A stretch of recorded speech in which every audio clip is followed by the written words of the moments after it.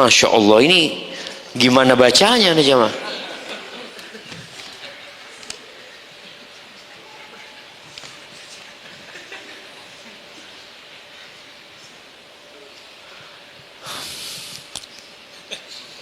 Nggak bawa, kesian dia jemaah ya, sudah nulis nih. Dia mau tanya tentang mimpinya. Aneh nggak tahu takwil mimpi sebenarnya jemaah, tapi anak bacakan kepada antum tentang mimpi yang terasa sangat nyata, panjang dan membekas hingga setelah terbangun. Ana mohon nasihat dari sisi agama Ustaz, apakah ini hanya bunga tidur atau ada sesuatu yang patut direnungi? Dalam mimpi itu ana masuk ke alam jin. Ana melihat banyak makhluk aneh.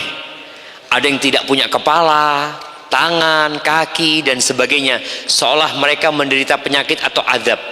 Ana naik kendaraan roda 2 bersama seorang teman manusia. Setiap melewatin jin, ana mengucap permisi wahai bangsa jin, kami manusia izin lewat. Sampai akhirnya kami melewatin area kerajaan jin dan ditangkap, lalu dibawa ke istana. Teman ana terlihat sangat takut, tapi ana justru merasa tenang. Bahkan dalam mimpi ana sadar bahwa ana memiliki kekuatan luar biasa dan pernah mengalahkan miliaran manusia. Kami dibawa ke depan kamar seorang tokoh yang disebut Romo. Dalam bahasa Jawa seperti berarti ayah. Anak-anaknya mengetuk pintu dan berkata, wahai Romo, ada manusia yang berani datang ke kampung kita. Tapi Romo tak segera keluar. Lalu ana berkata, Romo ini aku, Aru, gitu dia. Padahal nama asli ana bukan Aru, tapi dalam mimpi itu nama itu keluar begitu saja dan terasa sangat berarti. Mendengar itu Romo langsung keluar memeluk ana dan berkata, kok lama sekali tidak berkunjung. Anak-anaknya heran karena Romo dikenal tegas dan kejam, tapi sangat lembut kepada ana. Romo pun berkata bahwa ana adalah orang yang paling disayang oleh ayahnya, Romo, yang berarti kakeknya. Lalu ana bertanya kepada jin di sekitar, berapa nomor WhatsApp fulana? Seorang gadis yang ana sukai di dunia nyata. Jin itu menjawab, aku tidak tahu yang begituan. Ana menjawab, bukankah kamu jin yang dan gaib? Dia membalas, yang gaib bukan pemilik gaib. Jawaban ini sangat membekas. Saat ana hendak bertanya ke Romo, terdengar suara orang minta tolong dari balik pintunya. Ana memberi isyarat kepada teman ana untuk membukanya, tapi Romo marah. Berani dan lancang kamu membuka privasi orang. Teman ana ketakutan, tapi ana berkata, tenang, penghalang tak akan bisa menghalangi yang diperintah. Ana mendorongnya untuk membuka pintu. Di dalam kamar itu ada 3 sosok makhluk jin dalam keadaan mengerikan, tanpa kepala, tanpa badan. Gimana tanpa kepala, tanpa badan? Romo mengeluarkan kekuatan gaib dan dalam hati ana berkata, kekuatan Romo tidak bisa diremehkan. Ana menyuruh teman ana kabur dan ana sendiri mengucapkan kata-kata yang tidak ana pahami, yang kemudian membuat Romo terkunci dalam dinding gaib biru yang sangat kuat. Tapi dinding itu mulai retak setiap beberapa detik. Ana pun ikut melarikan diri keluar istana menuju halaman luas penuh belalang. Ana mencoba terbang tapi gagal berkali, sampai akhirnya berhasil dan melewati pagar. Di luar pagar ada sekelompok pria dan wanita. Lalu ana mendekat ke kelompok wanita, kemudian ana terbangun. Beberapa hal yang membuat ana bertanya-tanya, mengapa dalam mimpi nama ana menjadi Aru, padahal itu bukan nama ana. Siapa sebenarnya Romo dan ayah Romo dalam konteks mimpi? Apakah ada makna dalam kondisi jin yang sakit dan kalimat yang gaib bukan pemilik gaib? Dan apakah mimpi ini hanya sekedar bunga tidur atau ada pesan yang harus ana renungi? Mohon bimbingannya Ustaz. Ana seorang laki-laki yang mimpi dan itu membuat ana terus teringat dan bertanya-tanya. Jazakumullah khair. Wallahu a'lam bishawab. Iya, boleh jadi mimpi itu hanya bunga tidur, atau boleh jadi ada pesan buat antum agar antum lebih mendekatkan diri kepada Allah Azza wa Jalla, agar antum tidak sombong, tidak congkak, agar antum terus belajar. Soalnya di mimpi itu kelihatan yang mimpi congkak ya, sombong, mengenal kekuatan, yang enggak. Antum harus menjadi orang yang tawadhu ya. Bagaimanapun seorang yang bertawadhu ya, yang mengetahui bahwasanya kekuatan hanya kekuatan Allah Azza wa Jalla dan tidak menyandarkan kekuatan kepada dirinya adalah hamba yang soleh, karena la haula wala quwata illa billah. Dan nasihat ana, antum sebelum tidur baca doa, Nah, dan hindari menonton hal-hal yang membuat antum akhirnya kadang-kala kebawa tidur ya, seperti itu. Barakallahu fikum ya. Itu mungkin dari ana ya.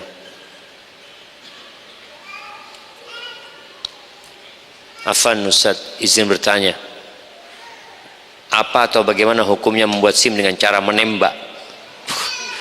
Gimana SIM ditembak? Sedangkan saya bisa lancar dalam menyetir dan pernah diamanahi di pondok untuk menyetir mobil pondok. Ini sudah antum tes aja, kenapa harus nembak gitu loh? Enggak. Jadi usahakan mengambil dengan cara yang sesuai atau dengan syafaat mungkin, nggak ada masalah. Tapi kalau sudah urusan menembak, dan insya Allah sekarang ada kemudahan, nggak seperti dulu ya. Dulu memang ada usaha orang tuh dipersulit agar nembak, memang dipersulit agar dia bayar gitu. Tapi sekarang insya Allah enggak. Semoga lebih baik lagi ya. Antum bismillah berangkat dan semoga lulus ya. Anak ketika ngambil SIM itu 3 kali nggak lulus aja. Di Madinah nggak lulus, bayar lagi nggak lulus. Yang ketiga alhamdulillah diluluskan sama dia. Kenapa anak diluluskan? Anak ngomong sama yang nguji, polisinya itu, kenapa kita kok diruwetkan sama urusan parkir aja? Karena yang paling berat itu urusan parkir. Kita kadang-kadang namanya baru bisa nyetir jamaah. Parkir itu kan 2-3 kali ya, baru pas. Ini nggak boleh, harus sekali. Harus pas sekali. Ana ngomong sama dia, yang penting itu nyetir di jalan, nggak nabrak. Ana ngomong, bukan parkirnya, kata dia. Kata polisi itu, iya sudah, kata dia. Aja lulus ya, lulus. Karena kalau cuma parkir doang, kita kadang 2 kali parkir tetap nggak lulus ya mah. Harus sekali mundur, pas gitu cuma. Yang punya SIM sampai hari ini kadang-kala masih 2-3 kali parkir jemaah. Astagfirullahaladzim. Apakah akad boleh dilakukan 2 kali? Ya akad sekali. Yang kedua berarti imma akad yang pertama tidak sah, atau memang akad yang kedua hanya untuk seremonial. Kadang-kala seperti itu. Tapi akadnya sudah akad yang pertama sebenarnya. Wallahu a'lam bishawab. Bagaimana istri yang memaksa untuk bekerja dengan alasan pingin mandiri, kalau nanti ditinggal mati bisa ada penghasilan? Allahu Akbar jamaah. Dia sudah mempersiapkan antum mati duluan. La haula wala quwata illa billah. Tadi ketika antum punya istri, memang dia punya waktu kosong, punya waktu luang, dan dia maksa bekerja, tafadhol kamu bekerja di rumah yang tidak menelantarkan tugas-tugas dia sebagai seorang suami, sebagai seorang ibu ya. Tapi tadi tidak keluar rumah umpamanya ya. Ketika dia memang mau cari kesibukan. Dan sebagai seorang suami ya, antum jangan bakhil-bakhil. Sifat yang paling dibenci oleh wanita, jangan bicara wanita, oleh manusia adalah bakhil. Antum kalau punya teman bakhil yang dompetnya selalu ketinggalan di kamar gitu lah, lagi makan bareng gitu loh, afwan ya dompetnya ketinggalan. Pertama antum mungkin memaklumi ya sekarang ketinggalan, nanti kedua kali ketinggalan, ketiga kali ketinggalan, apa yang antum rasakan? Gimana kalau istri dapat suami bakhil? Makanya Nabi SAW menyebutkan hatta luqmah, engkau sesuap makanan yang kau berikan kepada istrimu dan engkau ikhlas berharap pahala dari Allah, dapat pahala engkau gitu loh. Artinya jangan sampai engkau itu ketika memberi istri berpikir gak dapat pahala kau ngasih istrimu. Ya kembali, kalau engkau memang gak banyak duitnya, ya berikan yang sekian. Tapi kalau engkau banyak fulusnya, jangan bakhil sama istri, jangan. Karena juga anfiq yunfiqillah alaih, berinfaklah, Allah akan kasih sama engkau akan kasih tambahan gitu ya. Akhirnya tadi istri kepingin mandiri, kepingin kerja, udah suami kalau antum punya kelebihan rezeki, ana kasih anti nafkah dan kasih anti uang tambahan, sudah bismillah. Dari uang ini engkau tabung, kau mau punya usaha tafadhol, nggak ada masalah. Jadi beri arahan kepada istrimu, dia nggak bekerja tapi engkau kasih tambahan kepada dia. Barakallahu fiik ya. izin bertanya Ustaz, jika rumah tangga itu bagaikan berlayar di tengah samudra, yakni akan banyak cobaan dan masalah rumah tangga, kenapa banyak yang bermegah-megahan dalam walimah? Kalau bertanya kenapa banyak yang bermegah-megahan dalam walimah, ya boleh jadi mereka memang punya duit.